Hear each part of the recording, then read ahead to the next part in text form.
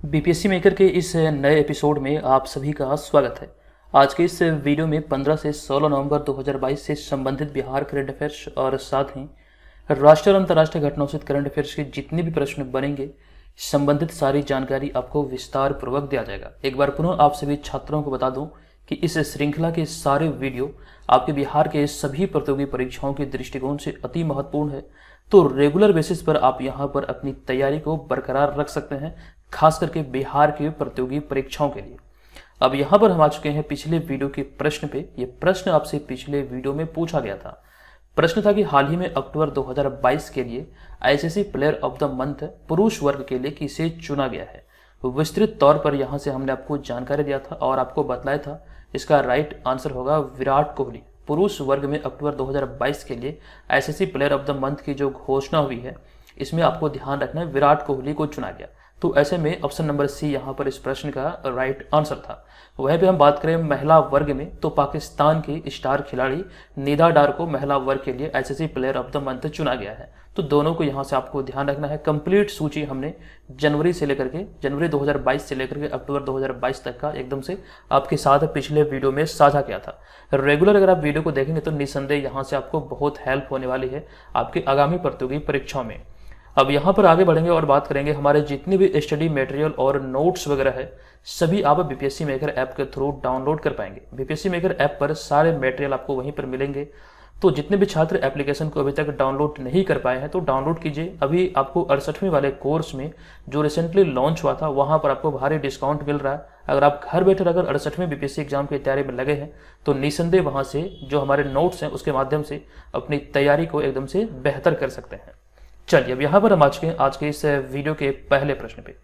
तो पहला और सबसे महत्वपूर्ण प्रश्न है कि हाल ही में आयोजित 33वां east zone junior athletics championship 2022 में बिहार की निशी कुमारी ने कौन सा पदक जीता है। बिहार से संबंधित जो भी प्रश्न इस श्रृंखला में शामिल होते हैं वो आपको ध्यान रखना बहुत इंपॉर्टेंट होते हैं। तो ऐसे में यहाँ पर इस प्रश्न के राइट आंसर की बात करें तो इसका राइट आंसर होगा स्वर्ण पदक, यानी कि ऑप्शन नंबर ए यहाँ पर इस प्रश्न का राइट आंसर हो जाएगा।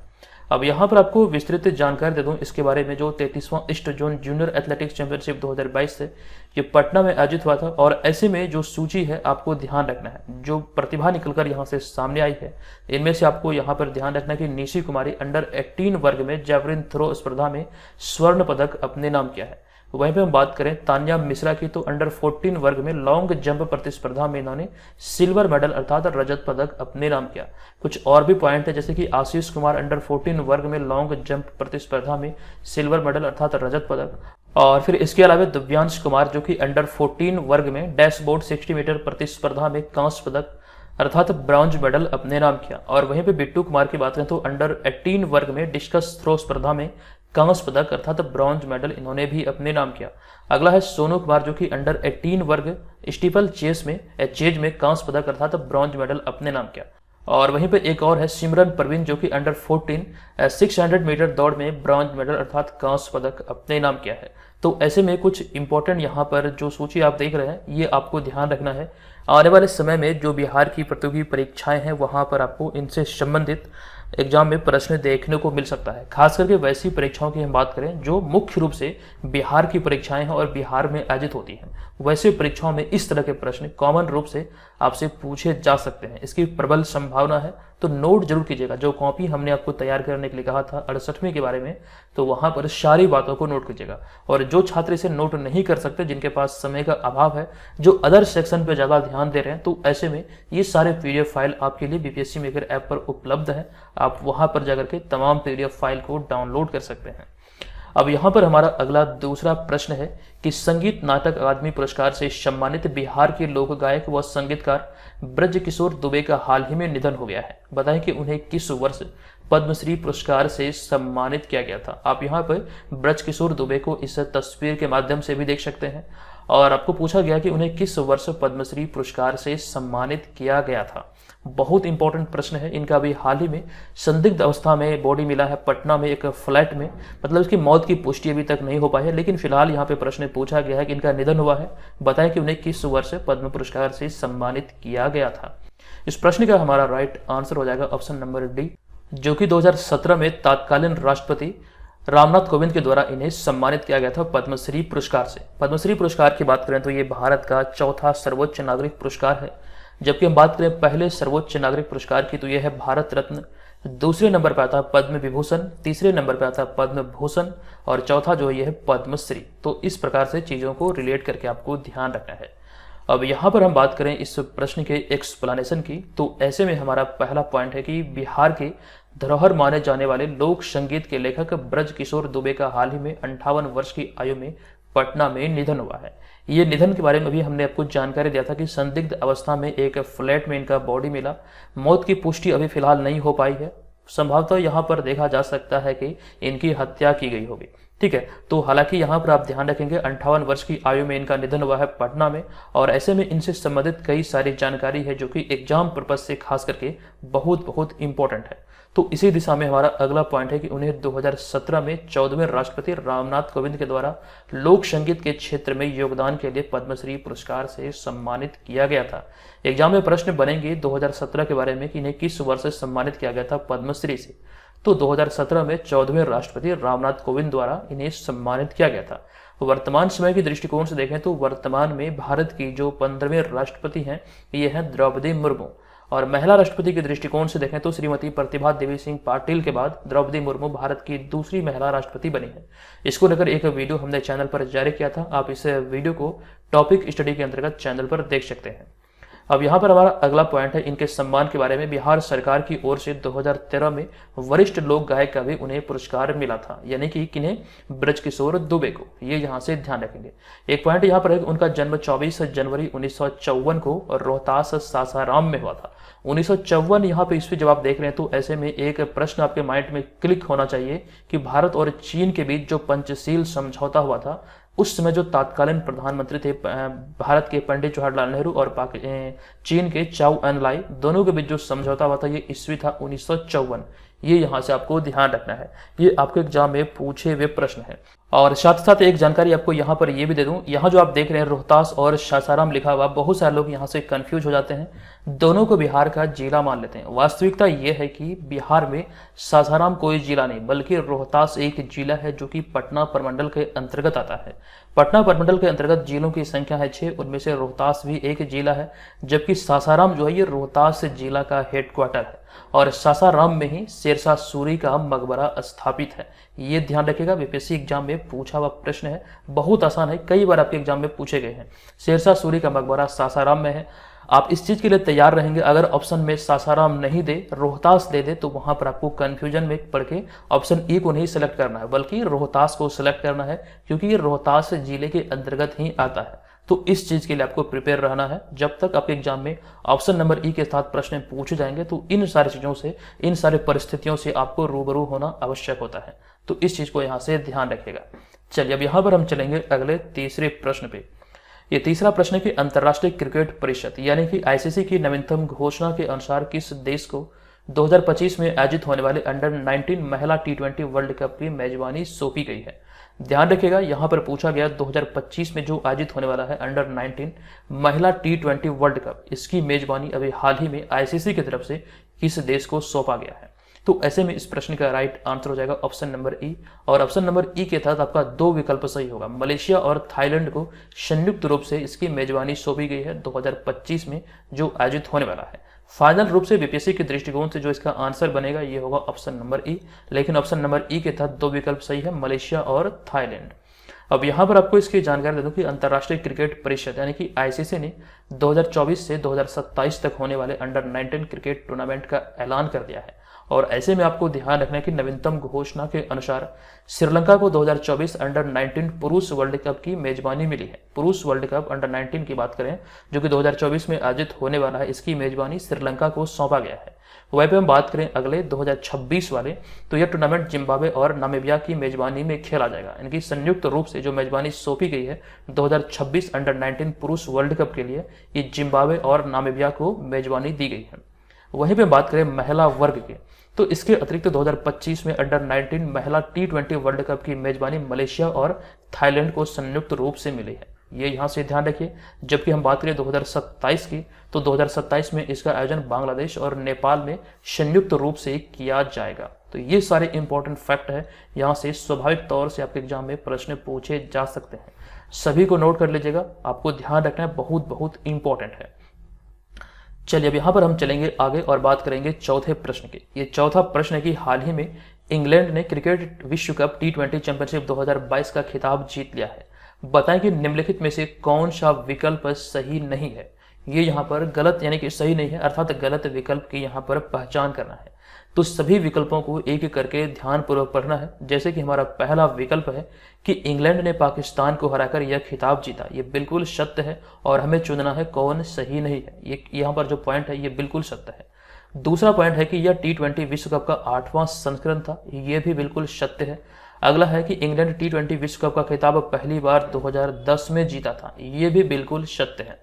अगला ऑप्शन नंबर डी है कि वेस्टइंडीज T20 विश्व कप का खिताब 3 बार जीता है। 3 बार नहीं बल्कि वेस्टइंडीज इस खिताब को 2 बार जीता है। इस आधार पर देखें तो ये वाला विकल्प सत्य नहीं है, अर्थात ये असत्य है और हमारा जो राइट आंसर होगा यही होगा ऑप्शन नंबर डी।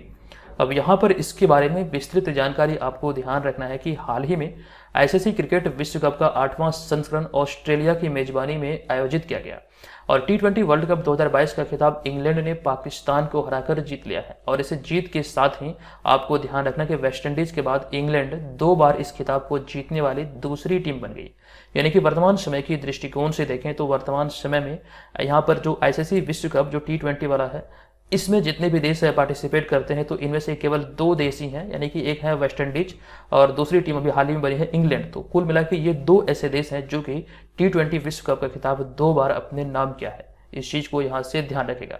इससे पहले बात करें तो इससे पहले साल 2010 में इंग्लैंड यह खिताब जीता था, जबकि पाकिस्तान के दृष्टिकोण से देखें तो पाकिस्तान पहली बार यह खिताब 2009 में जीता था। पाकिस्तान के पास भी ये ऑप्शन था, एक कह सकते एक विकल्प था कि इस बार जीत करके ये जो मतलब 2 बार जीतने का रिकॉर्ड अपने नाम किया जाए, लेकिन ये रिकॉर्ड बना इंग्लैंड के नाम। तो ऐसे में ध्यान रखिए वेस्टइंडीज और इंग्लैंड 2 ऐसी टीम है जो कि 2 बार T20 विश्व कप का खिताब अपने नाम की है। जबकि भारत की दृष्टिकोण से देखें तो ऐसे में आपको ध्यान रखना है कि 2007 में दक्षिण अफ्रीका में पहली बार टूर्नामेंट खेला गया था, जबकि खिताबी मुकाबले में पाकिस्तान को हराकर भारत ने इस खिताब को यानी कि T20 विश्व कप का खिताब पहली बार अपने नाम किया था। यानी कि इस खिताब का जो पहला संस्करण था भारत ने जीता था, किसे हराकर, तो पाकिस्तान को हराकर। ये यहाँ से आपको ध्यान रखना है। अब यहाँ पर ये जो सूची आप देख रहे हैं ये आपके लिए बहुत बहुत इंपॉर्टेंट हो सकता है। आप इसका स्क्रीनशॉट ले लीजिए, अपनी कॉपी में से जरूर नोट कीजिएगा। यहाँ पर ये कंप्लीट चार्ट आप देख रहे हैं 2007 से 2022 तक का, ये 8वां संस्करण का, जो कि आपको ध्यान रखना है। हालांकि अब तक कुल मिला के 9 संस्करण हो जाते हैं, इनमें से एक जो था स्थगित हो गया। आपको ध्यान रखना है कि कोरोना संक्रमण की वजह से यह स्थगित किया गया था, तो उसे हमने काउंट नहीं किया है। जो आयोजित हुए हैं उसी को यहाँ पर काउंट किया गया है। और मुख्य रूप से देखा जाए तो यही आपके एग्जाम में भी पूछे जा सकते हैं। अब तक कितने संस्करण आयोजित हुए, तो अब तक 8 संस्करण आयोजित हुए हैं। इनमें विजेताओं की बात करें तो प्रथम विजेता भारत रहा था, द्वितीय विजेता तो बना था, ये बना था पाकिस्तान, तीसरी बार इंग्लैंड, चौथा वेस्टइंडीज, उसके बाद श्रीलंका और दूसरी बार पुनः वेस्टइंडीज बना था 2016 में, ये यहाँ से ध्यान रखिए। उसके बाद ऑस्ट्रेलिया और पुनः इंग्लैंड दूसरी बार। तो कुल मिलाकर यहाँ पर वेस्टइंडीज और इंग्लैंड 2 ऐसी टीमें हैं, पुनः आप ध्यान रखिए ये 2 बार इस खिताब को अपने नाम कर चुके हैं। ठीक है, चलिए अब यहाँ पर हम चलेंगे अगले पॉइंट पे। अगला यहाँ पर हम लोग चर्चा कर रहे हैं आईसीसी की। तो ऐसे में आपको ध्यान रखना है आईसीसी का पूरा नाम क्या होता है। तो इंटरनेशनल क्रिकेट काउंसिल इसका पूरा नाम होता है और आईसीसी का जो मोटो अर्थात सिद्धांत है यह है अच्छाई के लिए क्रिकेट। आईसीसी की स्थापना हुई थी 15 जून 1909 को। आईसीसी का मुख्यालय जो है ये दुबई संयुक्त अरब अमीरात में है। आईसीसी के सदस्य देशों की संख्या वर्तमान में है 108 और आधिकारिक भाषा यानी कि ऑफिशियल लैंग्वेज जो आईसीसी की है अंग्रेजी। और आईसीसी के चेयरमैन अभी हाल ही में बने हैं ग्रेग बार्कले, जो कि न्यूजीलैंड के हैं, आप लोग यहाँ पर नोट कर लीजिएगा। और वहीं पे हम बात करें आईसीसी के सीईओ के तो यह है जोफ एडाडिस, जो कि ऑस्ट्रेलिया के हैं। और वहीं पे हम बात करें बीसीसीआई की तो बीसीसीआई के अध्यक्ष अभी हाल ही में बने हैं रोजर बिन्नी। ये सारी जानकारी हमने ऑलरेडी आपको इसी सीरीज के अंतर्गत दिया है, आई होप कि आपको याद होगा। चलिए अब यहाँ पर हम आ चुके हैं अगले 5वें प्रश्न पे। तो ये 5वां प्रश्न है कि निम्नलिखित में से किस राज्य में हाल ही में इंडियन बायोलॉजिकल डाटा सेंटर का उद्घाटन किया गया। तो इंडियन बायोलॉजिकल डाटा सेंटर का उद्घाटन अभी हाल ही में किया गया हरियाणा में। तो ऐसे में ध्यान रखिएगा ऑप्शन नंबर बी यहाँ पर इस प्रश्न का राइट आंसर हो जाएगा।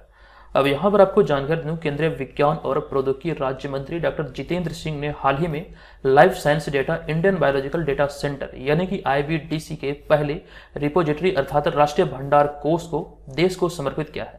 और इसकी बात करें तो यह उद्घाटन फरीदाबाद हरियाणा में किया गया है। इस तरह का जो पहल है ये भारत में पहली बार किया गया है और ये हरियाणा में किया गया, हरियाणा के फरीदाबाद में।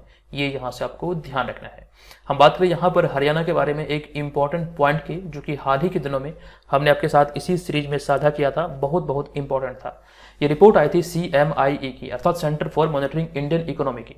तो centre for monitoring Indian economy द्वारा जारी नवीनतम आंकड़ों के अनुसार सर्वाधिक बेरोजगारी दर हरियाणा में रही थी, जो कि आपको ध्यान रखना है कि 26.7% बेरोजगारी दर का आंकड़ा यहाँ पर दर्ज किया गया था। जबकि सबसे कम बेरोजगारी दर की बात करें तो 0.6% के साथ छत्तीसगढ़ सबसे कम बेरोजगारी दर वाला राज्य बना था। ये जो रिपोर्ट आई थी CMIE की, उसी में ये सारी बातें कही गई थी। तो हरियाणा इसमें सबसे अधिक बेरोजगारी दर वाला राज्य बना था। अभी एक पहल किया गया था टॉफी कार्यक्रम, जो कि हमने आपको कुछ दिन पहले जानकारी दिया था। टॉफी कार्यक्रम जो संबंधित है ये हरियाणा से ही संबंधित है।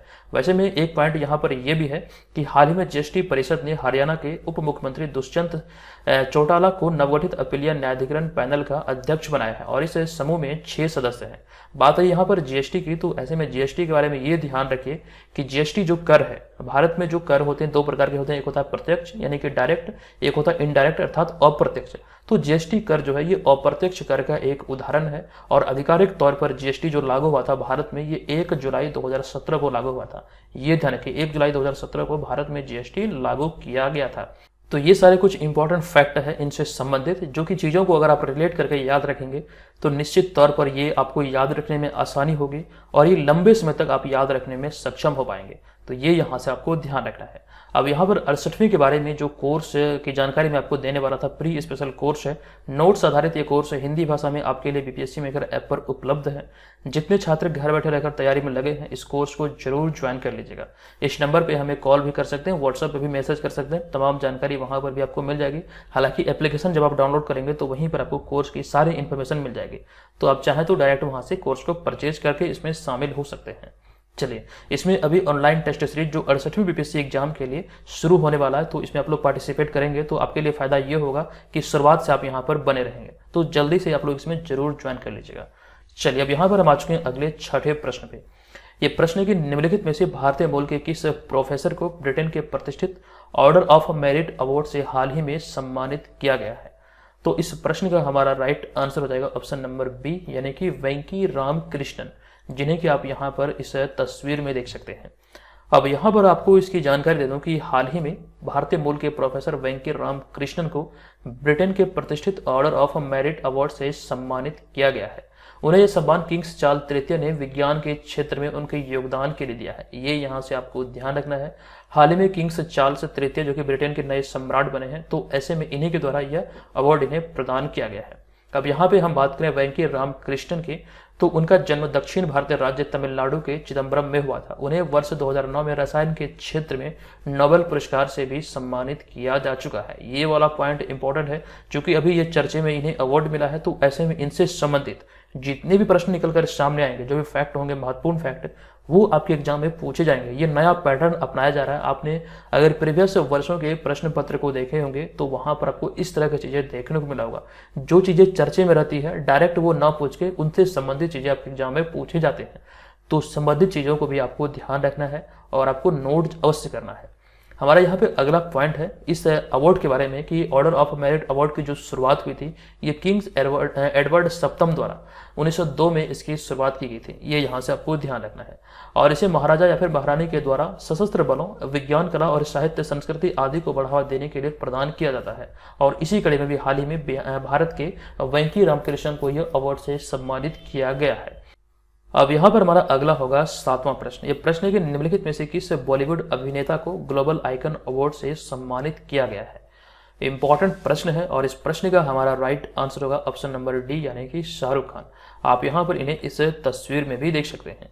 अब यहाँ पर आपको इसकी जानकारी दे दूं कि हाल ही में संयुक्त अरब अमीरात यानी कि यूएई के शारजा में एक्सपो सेंटर में शारजा इंटरनेशनल बुक फेयर 2022 के 41वें एडिशन के दौरान बॉलीवुड अभिनेता शाहरुख खान को global icon of cinema and cultural narrative award से नवाजा गया या फिर सम्मानित किया गया। ये जो संस्करण था इसका ग्लोबल लेवल की इंटरनेशनल बुक फेयर का ये 41वां संस्करण था, जो कि शारजा के एक्सपो सेंटर में आयोजित किया गया। यहीं पर ये अवार्ड से भी हाल ही में शाहरुख खान को सम्मानित किया गया। अब यहाँ पर इनसे संबंधित कई सारे फैक्ट है जो कि आपको ध्यान रखना है।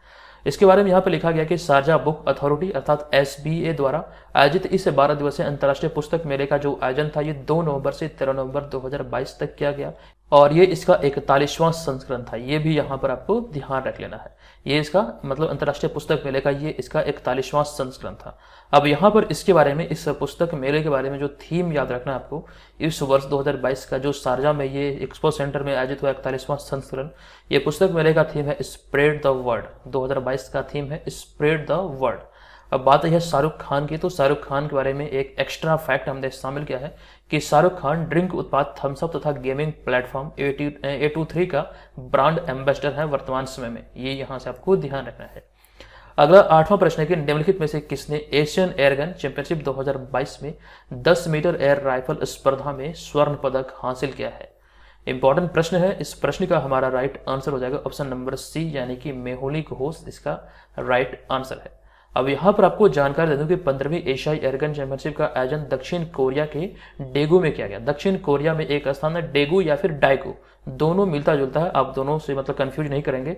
दक्षिण कोरिया के डेगू या फिर डाइगू में इसका आयोजन हुआ, जो कि इसका 15वां संस्करण था एशियाई एयरगन चैंपियनशिप का।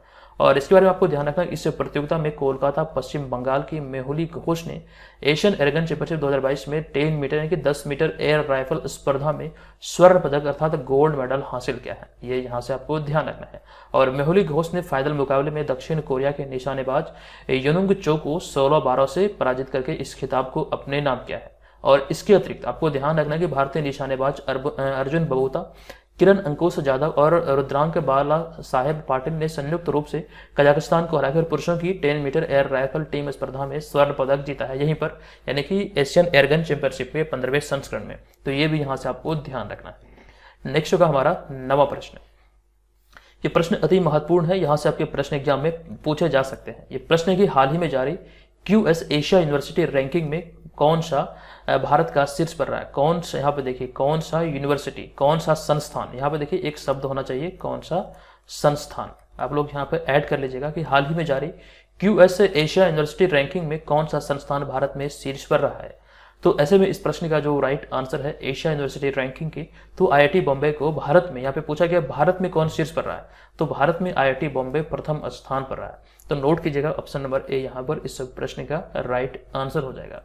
अब यहाँ पर आपको जानकारी दूं कि नवंबर 2022 में जारी QS एशिया यूनिवर्सिटी रैंकिंग में भारतीय संस्थानों में IIT बॉम्बे शीर्ष स्थान पर रहा है। हालांकि IIT बॉम्बे ओवरऑल 40वें स्थान पर रहा और IIT दिल्ली को 46वां स्थान मिला है। ये यहाँ से ध्यान रखना है। टॉप 50 की बात करें तो टॉप 50 में भारत के ये 2 यूनिवर्सिटी ही शामिल है। दोनों IIT को एशिया के शीर्ष विश्वविद्यालयों की सूची, जो शीर्ष 50 की सूची है, उसमें शामिल किया गया, यानी कि टॉप 50 में 2 संस्थान ही भारत के शामिल हैं। जबकि हम बात करें कुछ अन्य फैक्ट की, तो ऐसे में 52वां स्थान मिला है IIFC बेंगलोर को। अगला है हमारा यहाँ पे 53वां स्थान मिला IIT मद्रास को, 61वां स्थान मिला IIT खड़गपुर को, 66वां स्थान मिला IIT कानपुर को और जो 85वां स्थान है ये IIT दिल्ली विश्वविद्यालय को मिला। ये यहाँ से ध्यान रखिए। तो कुल मिला के अगर हम बात करें तो आप यहाँ पे काउंट कर लीजिए, ये हो गया 1 2 3 4 5, तो कुल मिला के 7 संस्थान ऐसे हैं जो कि एशिया के टॉप जो 100 मतलब 100 यूनिवर्सिटी की जो रैंकिंग है उसमें से 7 संस्थान भारत के हैं। यानी कि 100 जो यूनिवर्सिटी है एशिया की, तो उसमें से 7 भारत के संस्थान इसमें शामिल है टॉप में, टॉप 100 में। ये यहाँ से आपको ध्यान रखना है। टॉप 50 की बात करें तो टॉप 50 में केवल और केवल 2। नेक्स्ट यहाँ पर हमारा होगा 10वां प्रश्न। ये प्रश्न है कि नवीनतम घोषणा के अनुसार कबड्डी विश्व कप 2025 की मेजबानी निम्न में से कौन सा देश करेगा? तो कबड्डी विश्व कप 2025 की मेजबानी जो भी हाल ही में घोषणा हुई है, घोषणा के आधार पर इसकी जो मेजबानी किया जाएगा ये ब्रिटेन के द्वारा किया जाएगा। तो ऐसे में ऑप्शन नंबर सी यहाँ पर इस प्रश्न का राइट आंसर होगा। अब यहाँ पर आपको इस प्रश्न के बारे में जानकारी दे दूं कि विश्व कबड्डी महासंघ के तत्वाधान में खेले जाने वाले 2025 कबड्डी विश्व कप की मेजबानी ब्रिटेन का वेस्ट मिडलैंड्स करेगा। ये यहाँ से आपको ध्यान रखना है, इसकी जो मेजबानी मिली है ये ब्रिटेन को मिली है और ब्रिटेन का वेस्ट मिडलैंड्स इसका मेजबानी करेगा 2025 में विश्व कबड्डी की। अब यहाँ पर हम अगले पॉइंट की बात करें तो भारतीय पुरुष कबड्डी टीम कबड्डी विश्व कप में कह सकते हैं 10 में से 9 बार विश्व कप का खिताब अपने नाम किया है। यानी कि अगर हम बात करें कबड्डी विश्व कप की तो सबसे सफल टीम है भारतीय पुरुष टीम, जो कि 10 में से 9 बार ये विश्व कप कबड्डी का खिताब अपने नाम किया है। हम यहाँ पर बात करें इन सभी विश्व कप जो कि 10 बार अभी तक ये कबड्डी विश्व कप का आयोजन हुआ है, तो ये सभी जो आयोजन है एशियाई सरजमीन पर खेला गया है, यानी कि एशिया में ही अन्य देश पर खेला गया है, यानी कि अन्य देश की भूमि पर खेला गया है। लेकिन ये पहली बार है जब कबड्डी विश्व कप का जो आयोजन है ये एशिया के बाहर किया जाएगा, जो कि ब्रिटेन में किया जाएगा। ये यहाँ से ध्यान रखिए, पहली बार ऐसा मौका है जो कि ब्रिटेन में इसका आयोजन किया जाना है। अब यहाँ पर हम बात करें बिहार के राजकीय खेल की, तो आपको ध्यान रखना, हमने आपको जानकारी दिया था कि बिहार का राजकीय खेल कबड्डी है। कबड्डी टीम में खिलाड़ियों की जो संख्या होती है ये 7 होती है। और कबड्डी की बात करें तो आपको ध्यान रखना है बांग्लादेश का भी राष्ट्रीय खेल कबड्डी ही है, जबकि भारत के राष्ट्रीय खेल की बात करें तो भारत का राष्ट्रीय खेल हॉकी है। तो ये सारी बातों को नोट कर लीजिए। अगला 11 प्रश्न की निम्नलिखित में से कौन हाल ही में प्रसार भारती के नए CEO नियुक्त किए गए हैं? तो राइट आंसर होगा गौरव द्विवेदी, जो कि ऑप्शन नंबर ए यहाँ पर इस प्रश्न का राइट आंसर होगा। आप यहाँ पर इन्हें तस्वीर में भी देख सकते हैं। अब आपको यहाँ पर जानकारी दे दूं कि हाल ही में भारत की 15वीं राष्ट्रपति द्रौपदी मुर्मू द्वारा गौरव द्विवेदी को प्रसार भारती के CEO के रूप में नियुक्त किया गया है। वे अगले 5 साल की अवधि तक प्रसार भारती का कार्यभार संभालेंगे। और आपको ध्यान रखना, गौरव द्विवेदी की बात करें तो गौरव द्विवेदी 1995 बैच के छत्तीसगढ़ कैडर के IAS ऑफिसर यानी कि IAS अधिकारी हैं। अगला पॉइंट हमारा यहाँ पर प्रसार भारती से संबंधित है कि प्रसार भारती भारत का लोक सेवा प्रसारक है और इसकी जो स्थापना हुई थी ये 23 नवंबर 1997 को हुई थी। ये यहाँ से आपको ध्यान रखना है। नेक्स्ट है 12वां प्रश्न। ये प्रश्न है कि नवी टेक्नोलॉजी ने निम्न में से किसे हाल ही में अपना ब्रांड एम्बेसडर बनाया है? तो नवी टेक्नोलॉजी के द्वारा भी हाल ही में दिग्गज क्रिकेटर महेंद्र सिंह धोनी को, जो पूर्व क्रिकेटर रह चुके हैं, तो ऐसे में ध्यान रखिए ऑप्शन नंबर सी यहाँ पर महेंद्र सिंह धोनी इसका राइट आंसर हो जाएगा। अब आपको यहाँ पर जानकारी दे दूं कि नवी टेक्नोलॉजी लिमिटेड ने हाल ही में पूर्व दिग्गज क्रिकेटर महेंद्र सिंह धोनी को अपना ब्रांड एम्बेसडर नियुक्त किया है। नवी टेक्नोलॉजी की बात करें तो आपको ध्यान रखना है कि नवी टेक्नोलॉजी लिमिटेड उपभोक्ताओं को व्यक्तिगत ऋण, गृह ऋण, सामान्य बीमा आदि जैसे वित्तीय सुविधाएं उपलब्ध कराती है। तो अभी हाल ही में इन्होंने महेंद्र सिंह धोनी को अपना ब्रांड एम्बेसडर नियुक्त किया है। तो ये सारी बातें रही आज के करंट अफेयर्स की। अब यहाँ पर हम चलेंगे आज के इस वीडियो के प्रश्न की ओर।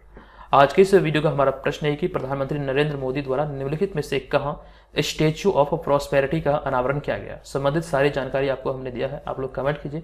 बहुत सारे लोग, मैं बहुत दिनों से देख रहा हूं कि कमेंट आप लोग नहीं करते हैं। कमेंट कीजिए, जो भी प्रश्न आपसे पूछे जाते हैं और इस श्रृंखला से संबंधित कोई भी शिकायत हो, कोई सुझाव हो, आप लोग कुछ देना चाहते हैं तो कमेंट बॉक्स में अवश्य वहां पर बताएं। ठीक है, तो ये आपको ध्यान रखना है। चलिए मिलेंगे नेक्स्ट वीडियो में। और जो 68वीं के बारे में हमने आपको जानकारी दिया, तो जितने छात्र घर बैठे रहकर तैयारी में लगे हैं, आप चाहें तो कोर्स को ज्वाइन कर सकते हैं।